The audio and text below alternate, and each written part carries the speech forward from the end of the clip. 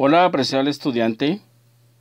Así como hay gráficos para variables cualitativas, también hay gráficos para variables cuantitativas, que eso es lo que queremos trabajar el día de hoy. Primero tenemos lo que es el histograma de Pearson, o también conocido solo como histograma. Tenemos nuestra siguiente tabla para poderla trabajar. Y note usted que es una tabla con datos agrupados. Comisiones ganadas por un grupo de vendedores del mes de enero del año 2017 de la fábrica El Faro. Entonces, comisiones en cientos de quetzales y número de vendedores. Entonces dice que de 200, porque como es en cientos, ¿va? 200 a 1000, hay 2 vendedores que ganaron esa comisión. Y así sucesivamente. Entonces lo primero que hacemos es que construimos la tabla, que ya está aquí, y luego empezamos a trabajar lo que es el gráfico.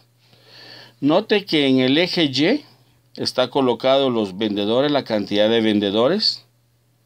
En el eje X están los intervalos, cada barra representa un intervalo, y la altura de la barra está dada por las cantidades.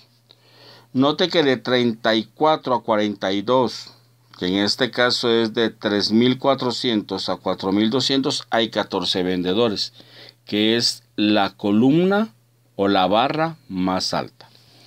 Ahora, ¿qué característica debe de tener este gráfico en particular? Número 1, que las barras deben de ser del mismo ancho, dando a entender que son intervalos del mismo tamaño.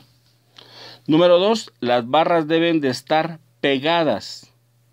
O sea, dando a comprender que es una variable cuantitativa continua. Termina una y empieza la otra. Y prácticamente deben de estar pegadas las barras. Entonces es fácil poder identificar en dónde hay menos trabajadores que han ganado esa comisión y en dónde hay más. Entonces se puede ver un comportamiento acerca de esto.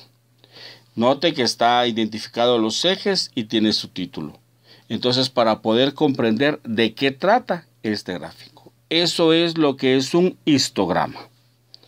En ese mismo orden de ideas tenemos lo que es el polígono de frecuencias, que también es un gráfico que se usa para variables cuantitativas. Lo importante de este polígono de frecuencias, haciendo la misma tabla, es que aquí vamos a trabajar con las marcas de clase, el XY.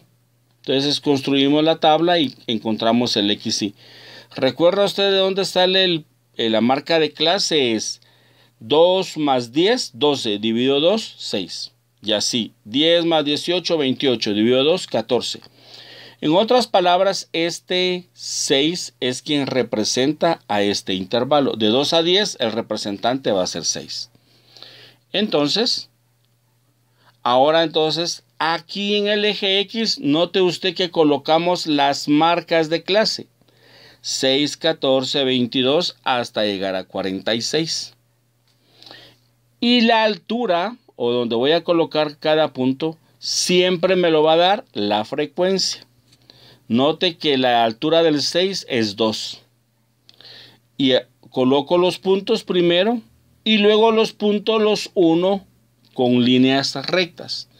Por eso se llama polígono, porque se forma un polígono. Si nosotros quisiéramos cerrar esto, entonces lo que se va a formar es un polígono. Una figura irregular, un polígono irregular. Ahora, ¿cuál es la ventaja de esta gráfica?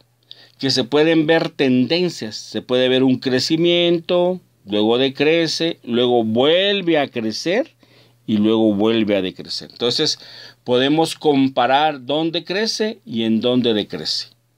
Esta es una de las virtudes de esta gráfica. Esta se utiliza mucho en aspectos de economía para comparar. Esto es el polígono de frecuencias. Marcas de clase en el eje X. Y la frecuencia está en el eje Y. Ahora tenemos la ojiva. ¿De qué trata la ojiva? Si nosotros hacemos esto, tiempo necesario para realizar una actividad por un grupo de empleados. el tiempo en segundos y los empleados, la cantidad de empleados. Entonces dice que de 30 a 40 segundos, 10 personas tardaron ese tiempo. Y así sucesivamente. Entonces, para hacer esto, porque a esta gráfica que se llama ojiva también se le conoce como la gráfica de la frecuencia acumulada. Entonces, note que obtenemos la marca de clase, ¿verdad? Recuerde que la marca de clase es 30 más 40 dividido 2, da 35. Este 10 es lo que me da la tabla de información, que es la frecuencia. Luego voy a obtener la frecuencia relativa porcentual. Entonces, ¿qué fue lo que hice aquí? 10 dividido 112 por 100 y me da esto. Y así sucesivamente. Y esta se va a llamar la frecuencia acumulada. Recuerda que copio 8.93 y luego le sumo 15.2, me da 24.1. 24.1 le sumo 22.3, me da 46.4, hasta llegar aquí que me va a dar 100.